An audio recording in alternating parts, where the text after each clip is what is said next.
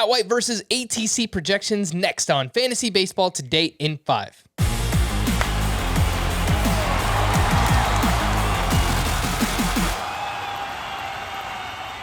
Welcome into FBT in 5. As always, make sure to follow and stream us on Spotify. Today is Friday, February 4th. I am Frank Sample, joined by Scott White. And earlier on our full-length podcast, we had our buddy Ariel Cohen on, and he talked up his ATC projections. I feel bad that he's not here to defend himself, but of course you can catch the full-length podcast as well. Scott, the ATC projections have Julio Urias as the SP20 this upcoming season, while you have Urias as the SP10. Why do you presume that you are much higher than the projections on Urias?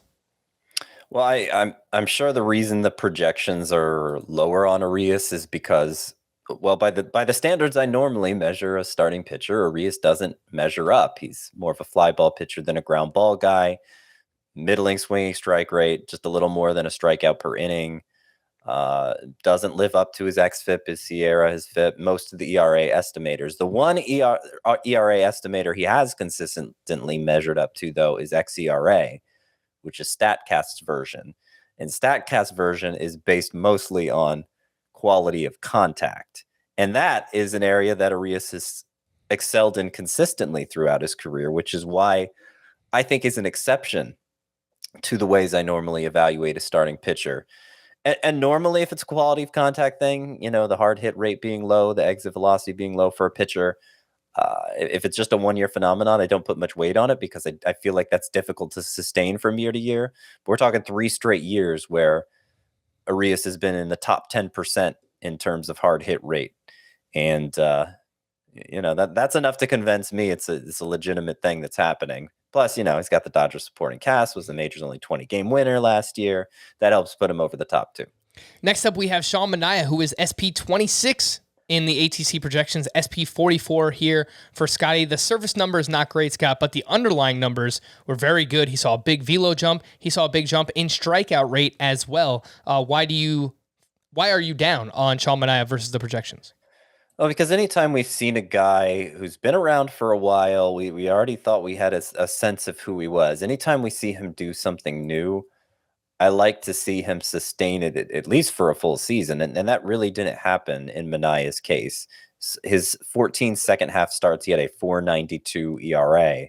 First half was great, but the ERA kind of ballooned on him in the second half there. And, maybe he had some bad luck. Maybe, but again, where we saw him do something that was very new to him, and already I think there's reason to be skeptical of that. Even if he was able to sustain it over a full season, the fact that he didn't, I don't want to be the one who gets burned by him. So drafting him in the range of Nathan Eovaldi is like a number 4, number 5 guy. I'm fine with that, but I don't want to pay up for him. All right. I don't want to pay up for him either, but I kind of like the value that we're getting on Sean Manaea right now. Let's see if he could build off of his, not necessarily a breakout, but the nice things that he did in 2021. Tim Anderson is the next one up. He is the 4th shortstop for ATC projections, and he is 13th for Scotty. Mercy! Man, last year he had 309, 17 homers, 94 runs scored, 18 steals in 123 games. Scott, why so low on Tim Anderson?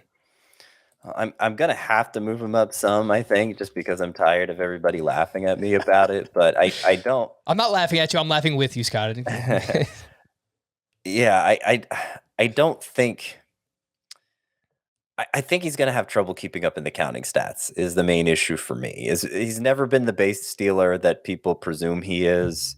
He's not a big power guy. 20 is the most likely scenario. Maybe he could get to 25 if he manages to stay healthy for a full season, but he never has. The batting average, okay, he's been a standout there over the years, and I think that's why the Roto formula likes him so much.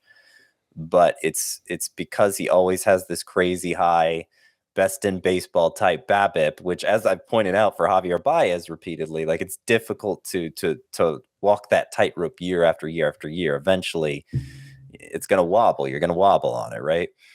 And he doesn't have great on base skills. So what happens to the runs if the batting average falls? And I just don't know that he does enough of anything to be worth the price tag, given that there is some downside risk there, I think. Do I have to draft Carlos Correa ahead of him? I guess not. There's kind of this cluster of shortstops that I could put Tim Anderson at the back end of. Maybe he could be at the front end of it, but I don't like what he's projected for. I don't like his going rate. I'm probably not going to have many shares of him either way. All right, you want to hear Ariel Cohen's retorts to all of those? You can do so on the full-length podcast, Fantasy Baseball Today, which you can listen to on Spotify, Apple Podcasts, Stitcher, your smart speakers, or anywhere else podcasts are found. And thanks for listening to Fantasy Baseball Today in 5. We'll be back again on Monday morning. Bye-bye.